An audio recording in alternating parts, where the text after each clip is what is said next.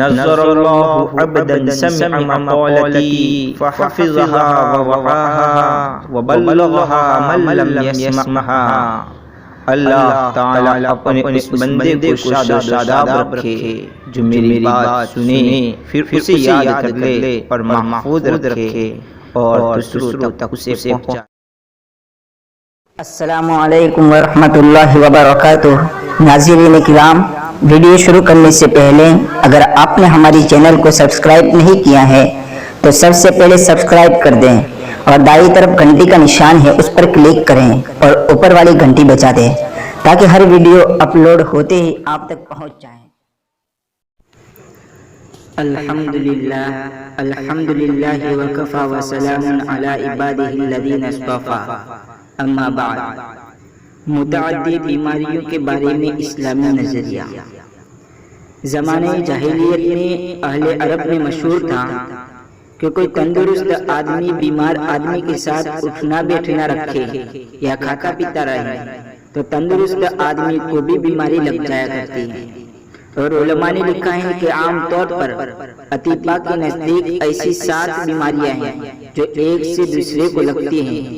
Number 1 کوڑ، number 2 خارش یعنی کھجلی، نمبر 3 چیچک، نمبر 4 بدن پر آبلے پڑ جانا، نمبر 5 منہ سے بدبو آنا، نمبر 6 آنکھ دکھنا، اور 7ویں وبائی بیماری۔ لہذا اللہ کے رسول صلی اللہ علیہ وسلم سے اس باب میں 2 طرح کی روایات مروی ہیں۔ نمبر 1 یعنی پہلی وہ روایات جو خالص توکل پر مبنی ہے، اور یہ زمانے جاہلیت کے فاسد اور باطل عقائد کو ختم کرنے اور دین اسلام کے صحیح عقائد کی تعلیم دینے کے لیے کیا کہ بیماری کا ایک سے دوسرے کو لگنا اس کی کوئی حقیقت نہیں، بلکہ یہ تو مشیت الہی پر ہے کہ اس نے جسے چاہا بیمار کیا اور جسے چاہا تندرست رکھا۔ لہذا اللہ کے رسول صلی اللہ علیہ وسلم نے قول و فعل سے اپنی امت کو سمجھایا، یعنی کہا بھی اور کر کے بھی بتایا، جیسا کہ آگے احادیث میں آئے گا، تاکہ فاسد عقیدوں کی جڑ ہی کٹ جائے۔ نمبر 2 یعنی وہ روایت جو توکل اور بھروسے کے ساتھ احتیاطی تدابیر پر مبنی ہے، یعنی اللہ کے رسول صلی اللہ علیہ وسلم نے احتیاط فرمائی اور بھروسہ اللہ پر رکھا تاکہ کمزور ایمان والے لوگوں کے عقائد اور ایمان میں کوئی بگاڑ نہ آئے، بلکہ یوں کہا جائے کہ اللہ کے رسول صلی اللہ علیہ وسلم نے آگے بڑھ کر کمزور مومنین اور مسلمانوں کی حفاظت کے لیے بگاڑ والا راستہ ہی بند کر دیا۔ لہذا اسے بھی اللہ کے رسول صلی اللہ علیہ وسلم نے قول و فعل سے سمجھایا تاکہ معلوم ہو جائے کہ احتیاط برتنا یہ اسلامی تعلیمات اور توکل کے خلاف نہیں ہے۔ اب ہم قارئین حضرات کی خدمت میں ناظرین حضرات کی خدمت میں پہلے خالص توکل والی روایت رکھیں گے اور پھر احتیاط اور توکل والی روایت رکھیں گے تاکہ سمجھنا آسان ہو۔ خالص توکل پر مبنی روایات۔ نمبر 1 عن ابی ہریرہ رضی اللہ عنہ ان رسول اللہ صلی اللہ علیہ وسلم قال لا عدوى ولا حامہ ولا نوء ولا سفر، صحیح مسلم حدیث نمبر 5794۔ حضرت ابو ہریرہ رضی اللہ عنہ سے روایت ہے کہ رسول اللہ صلی اللہ علیہ وسلم نے فرمایا، کسی سے خود بخود بیماری کا لگ جانا، کھوپڑی سے الو کا نکلنا، ستارے کے چھپ جانے اور طلوع ہونے سے بارش برسنا اور سفر کی نحوست کی کوئی حقیقت نہیں۔ نمبر 2 عن ابی ہریرہ رضی اللہ عنہ حين قال رسول اللہ صلی اللہ علیہ وسلم لا عدوى ولا سفر ولا حامہ فقال اعرابی یا رسول اللہ فما بال الابل تكون في الرمل كأنها الزباق فيجيء البعير الأجرب فيدخل فيها فيجربها كلها قال فمن أعدى الأول، صحیح مسلم حدیث نمبر 5788۔ حضرت ابو ہریرہ رضی اللہ عنہ سے روایت ہے کہ جب رسول اللہ صلی اللہ علیہ وسلم نے فرمایا بیماری کا کسی دوسرے کو چمٹنا اور لگنا، مائع سفر کی نحوست اور مقتول کی کھوپڑی سے الو کا نکلنا سب بے اصل اور بے بنیاد ہیں۔ تو ایک اعرابی دیہاتی نے کہا، تو پھر اونٹوں کا یہ حال کیوں ہوتا ہے کہ وہ صحرا جنگل میں ایسے پھر رہے ہوتے ہیں جیسے ہرن، یعنی بالکل تندرست چاق و چوبند۔ پھر ایک خارج زدہ اونٹ، کھونچنے والا اونٹ آتا ہے، ان میں شامل ہوتا ہے اور ان سب کو خارش لگا دیتا ہے، یعنی کھجلی لگا دیتا ہے۔ آپ صلی اللہ علیہ وسلم نے ارشاد فرمایا، پہلے اونٹ کو کس نے بیماری لگائی تھی؟ نمبر 3، حدیث نمبر 3، ان جابر رضی اللہ عنہ ان رسول اللہ صلی اللہ علیہ وسلم اخذ بید مجزوم فوضعها معه في القصعة وقال قل ثقة بالله وتوکلا علیہ۔ سنن ابی داؤد حدیث نمبر 3925۔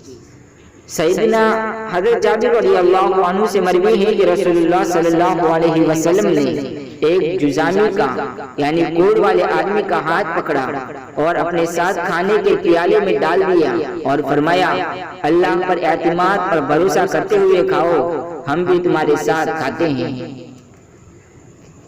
تنبیہ، پہلی روایت میں اللہ کے رسول صلی اللہ علیہ وسلم نے لا ادوا سے بیماری کے چھوٹ ہونے یعنی ایک کی بیماری دوسرے کو لگنے کی نفی کر دی، اور دوسری روایت میں دیہاتی کے فاسد خیالات کا جواب دے کر باطل عقیدے کا خاتمہ کر دیا کہ اگر مان بھی لیا جائے کہ ایک کی بیماری دوسرے کو لگتی ہے تو پھر یہ بتائیں کہ پہلے اونٹ کو یہ بیماری کیسے لگی، اور ظاہر سی بات ہے کہ اس کا جواب قیامت تک کوئی نہیں دے سکتا۔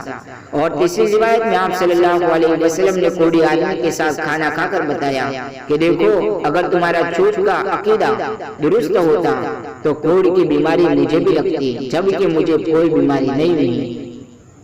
قربان جائے اللہ کے رسول صلی اللہ علیہ وسلم پر کہ اپنی امت کی اصلاح کے لیے سمجھانے کے سارے طریقے اختیار فرما دیے، یعنی اس باطن بھی سمجھایا، الزامن بھی سمجھایا اور عمل کر کے بھی سمجھایا۔ توکل کے ساتھ احتیاطی تدبیر پر مبنی روایات۔ حدیث نمبر 1، قال ابو سلمة بن عبد الرحمن سمعت ابا هريرة رضی اللہ عنہ عن النبي صلی اللہ علیہ وسلم قال لا تولد الممرض على المسيء۔ بخاری شریف حدیث نمبر 5774۔ ترجمہ، حضرت ابو سلمہ بن عبد الرحمن نے بیان کیا کہ میں نے حضرت ابو ہریرہ رضی اللہ عنہ سے سنا، ان سے نبی کریم صلی اللہ علیہ وسلم نے فرمایا کہ بیمار اونٹوں والا اپنے اونٹ تندرست اونٹوں والے کے اونٹ میں نہ چھوڑے۔ حدیث نمبر 2، قال رسول اللہ صلی اللہ علیہ وسلم لا ادوا ولا طیر ولا حام ولا سفر وفر من المجذوم كما تفر من الاسد۔ صحیح بخاری حدیث نمبر 5707۔ ترجمہ، رسول اللہ صلی اللہ علیہ وسلم نے فرمایا، چھوٹ لگنا یعنی ایک کی بیماری دوسرے کو لگنا، بدشگونی لینا، الو کا منحوس ہونا اور سفر کا منحوس ہونا، یہ سب لغو اور بیکار خیالات ہیں جس کی کوئی بنیاد نہیں۔ جزامی شخص سے ایسا بھاگتا رہے جیسا کہ شیر سے بھاگتا ہے۔ حدیث نمبر 3، ان عمرو بن الشريد عن ابيه قال كان في وقت سقيف رجل مجزوم فارسل اليه النبي صلى الله عليه وسلم انا قد بايعناك فرجع۔ صحیح مسلم حدیث نمبر 5822۔ حضرت عمرو بن شرید نے اپنے والد سے روایت کی، کہا ثقیف کے وقت میں کوڑ کا ایک بیمار آدمی بھی تھا، رسول اللہ صلی اللہ علیہ وسلم نے اس کو پیغام بھیجا، ہم نے بالواسطہ تمہاری بیعت لے لی ہے، اس لیے تم اپنے گھر لوٹ جاؤ۔ پہلی روایت میں احتیاطی تدبیر کی تعلیم دیتے ہوئے اللہ کے رسول صلی اللہ علیہ وسلم نے فرمایا کہ بیمار اونٹوں کو تندرست اونٹوں سے الگ رکھیں، اور دوسری روایت میں اس پر خاص توجہ دلانے کے لیے تحذیر سے کام لیا، لیکن اس میں بھی پہلے عقیدہ کی درستگی کے لیے اللہ کے رسول صلی اللہ علیہ وسلم نے لا ادوا سے بیمار کے چھوٹ ہونے کی نفی کی۔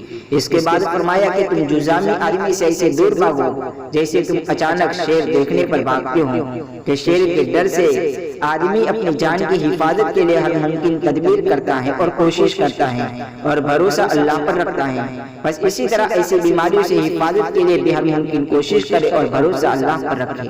اور تیسری روایت میں اللہ کے رسول صلی اللہ علیہ وسلم نے احتیاطی تدبیر پر عمل کر کے بتایا کہ آپ صلی اللہ علیہ وسلم نے کوڑے آدمی سے ہاتھ ملا کر بیعت نہیں فرمائی، بلکہ دور ہی سے فرما دیا کہ ہم نے تم سے بیعت لے لی ہے، جبکہ اللہ کے رسول صلی اللہ علیہ وسلم کا معمول ہاتھ سے ہاتھ ملا کر بیعت کرنے کا۔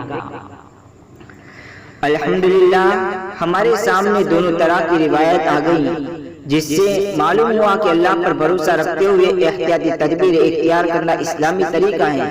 لہذا ہمیں وبائی بیماریوں میں اور خصوصاً آج کے حالات میں کہ ایک طرف مسلمانوں کا ایمان بہت کمزور ہے اور دوسری طرف دشمنان اسلام مذہب اسلام کو بدنام کرنے کی ہر ممکن کوشش کر رہے ہیں، ہمیں حکمت سے کام لیتے ہوئے علماء دین کی رہبری میں ہر احتیاطی تدبیر اختیار کرنی چاہیے تاکہ کمزور مسلمانوں کے ایمان کی حفاظت بھی ہو جائے اور دشمنان اسلام کے سارے منصوبے بیکار ہو جائیں۔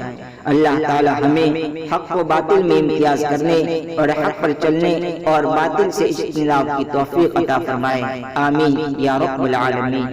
وآخر دعوانا ان الحمد۔ ناظرین کرام، اگر آپ کو ہماری ویڈیو پسند آئی ہو تو لائک کر دے اور کمنٹ میں شکریہ لکھ دے اور اپنے دوست و احباب کے ساتھ شیئر کر دے۔ جزاک اللہ خیر۔ السلام علیکم ورحمۃ اللہ وبرکاتہ۔